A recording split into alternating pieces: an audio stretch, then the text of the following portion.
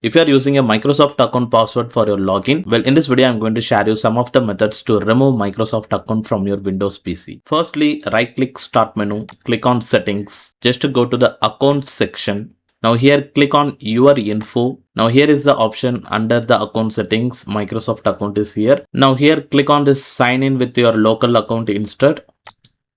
Are you sure you want to switch to the local account? Just to click on Next option.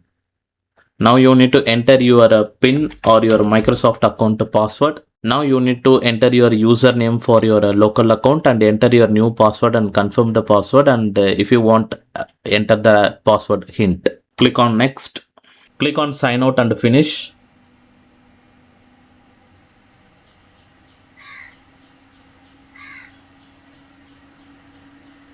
So now the Windows PC is logged out. Now again just check out.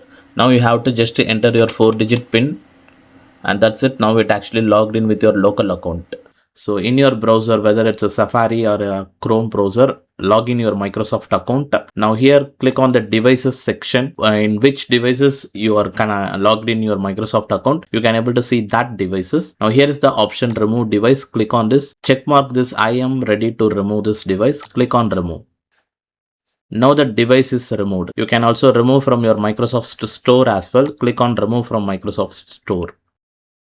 Now here it is. So just to click on unlink.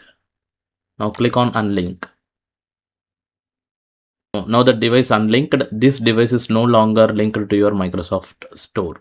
Well, that's it. In this way, you can remove your Microsoft account from your Windows PC, and you can also remove your devices. In which are all the devices you logged in your Microsoft account, you can remove that devices also by just login your Microsoft account in your PC browser. Well, that's it about this video, guys, and hopefully if you like this video, hit the like, subscribe. Thanks for watching.